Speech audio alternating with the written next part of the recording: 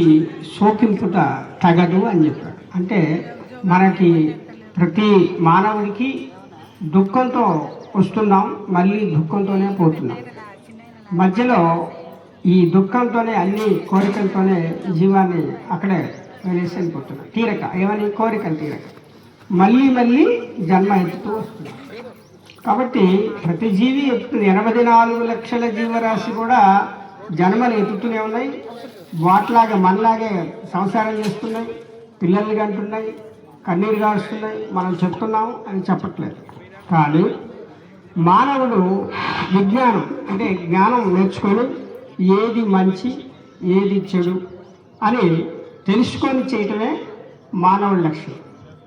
ఆ మానవుడి లక్ష్యంలో పుట్టి చచ్చుట ఎందు పురుషార్థమేవియో బాగుగా తెలుసుకో మనసాన్ని చెప్తున్నాడు. అంటే పుడుతున్నావు వస్తున్నావు అని జీవనం దాకా నువ్వు వస్తున్నావు, నీకేంటి గుర్తింపు అక్కడ లేదు. కానీ ఇలా సమీరారెడ్డి గారు దాదాపు ఒక 10-20 ఏళ్ల క్రితం నుంచే ఆధ్యాత్మిక చింతనలో ఉండి ఎన్నో యొక్క సేవా కార్యక్రమాలు చేస్తూ ఇలాంటి మహోత్తరమైనటువంటి ఒక శివాలయం నిర్మాణం చేయడం అంటే అదేమీ మామూలు విషయం కాదండి. ఏదన్నా చేయొచ్చు, కానీ శివాలయం ఈశ్వరుడు ఎలా ఉంటాడంటే ఆయనకి నచ్చితే అలా కురిపిస్తాడు. ఆయనకు నచ్చకపోతే ఎక్కడ ఉంచాలో అక్కడే ఉంచుతాడు. అటువంటి రౌద్రం, ఎందుకంటే ఆయనకి 3 రూపాయలు, ఈశ్వరుడు, రుద్రుడు, సదాశివుడు 3 రూపాయలు ఆయనకి. అంటే 3 కన్నుల వాడు అంటారు ఆయన. కాబట్టి అంతటి మహానుభావుని ఎక్కడో గ్రామానికి తీసుకొచ్చి చివరికి తీసుకొచ్చి ఇంత పుణ్యక్షేత్రాన్ని ఇక్కడ నిర్మాణం చేసి మహోత్తరమైనటువంటి కార్యక్రమాన్ని వారు సంకల్పించి ఇంత దూరం తీసుకురావడం అంటే అది మామూలు విషయం కాదు.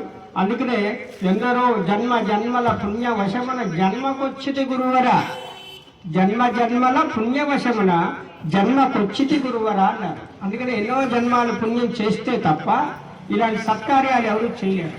సత్కారం చేసాము అంటే దానికి పూర్వజన్మ సుకృతం ఉంటుంది. ఎందుకంటే ఏ వ్యక్తి అయినా ఉంటాడు పోతాడని ఇందాకే చెప్పుకున్నాం కదా, ప్రతి వ్యక్తి వెళ్ళిపోయాడు.